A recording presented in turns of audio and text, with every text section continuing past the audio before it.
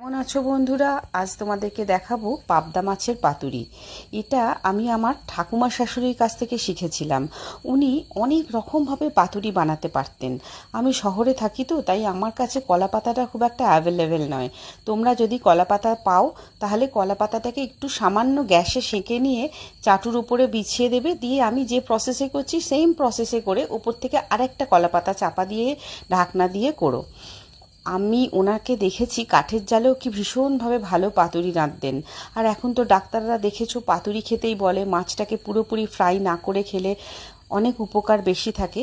যাই হোক, কথা আর বাড়াবো না, এবার তোমাদেরকে দেখাবো কিভাবে আমি পাবদা পাতুরিটা করি। ভীষণ ভীষণ খেতে টেস্টি হয়েছিল।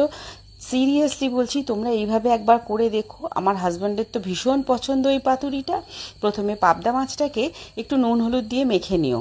আমি সেটা পরে করেছি জানো, সেদিন খুব তাড়া ছিল আমার, তাই আমি একবারে ঝটাপট বসিয়ে দিলাম। পাবদা মাছটাকে প্রথমে একটা প্লেটে নিয়ে নিলাম, ফ্রাইং প্লেটে দিয়ে তার উপরে আলু, পেঁয়াজ, কাঁচা লঙ্কা, টমেটো যেমন দেখিয়েছি ওইভাবে দিও বেশ খানিকটা সর্ষের তেল। বেশ বলতে যে খুব অনেকটা দিতে হবে তা নয়, মোটামুটি মাখার মতো দিলেই হবে। দেবে নুন, হলুদ গুঁড়ো আর একটু রেড চিলি পাউডার, আর অবশ্যই ধনেপাতা দিও কিন্তু, যেটা দেখবে আমি কিন্তু ভিডিওতে শেষে দিয়েছি। অ্যাকচুয়ালি আমি ধনেপাতাটা না ফ্রিজের থেকে বার করতেই ভুলে গেছিলাম।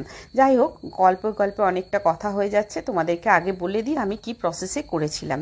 সব কিছুকে একসাথে মেখে ঝুঁকে যখন মনে হলো যে না, আমার আরেকটু মনে হচ্ছে সর্ষের তেল দিলে জিনিসটা ভালো হবে, তাই জন্য আমি সমস্ত কিছুকে আবার একটু সর্ষের তেল দিয়ে ভালো করে মেখে তোমরা করবে কি, তলার দিকে আলু, পেঁয়াজ, যদি তোমরা আলু না খাও না দিতেও পারো, তাহলে একটু পেঁয়াজটা আরেও একটু বেশি দিও।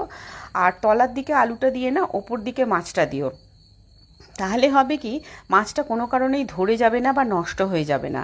কারণ একটু পোড়া পোড়া ভাব আসলে, সামান্য পোড়া মানে খুব পুড়িয়ে দিও না, বেশি জল দেবে না তো, নিজের জলেই ওটা, পেঁয়াজ টমেটোর জলে, মাছের জলে ওটা নিজে আলুটা সেদ্ধ হবে, একটু বেশ ধরে ধরে আসবে, তাহলে গন্ধটা পাতুরির ভালো আসে। দিয়ে ওপরে মাছগুলো দিয়ে দেবে বিছিয়ে, তারপরে ওপর থেকে ঢাকনা দিয়ে দিও, মাঝে একটু নাড়িয়ে মাছগুলোকেও তলায় করে ওপরে আলুগুলো করে দিও। এরকম একবার করলেই হবে, মাছগুলো সুসিদ্ধ হয়ে যাবে। তারপর নামিয়ে তোমরা একটা প্লেটে সার্ভ করো। সিরিয়াসলি বলছি, ভাতের সাথে মেখে খেয়ে দেখো, আর আমাকে অবশ্যই জানিও। সাবস্ক্রাইব করতে ভুলো না কিন্তু, কমেন্টসে জানিও তোমাদের কেমন লাগলো। আমার পরিবারের সবার ভীষণ ভালো লেগেছিল এই পাতুরিটা। আজকের মতো টাটা।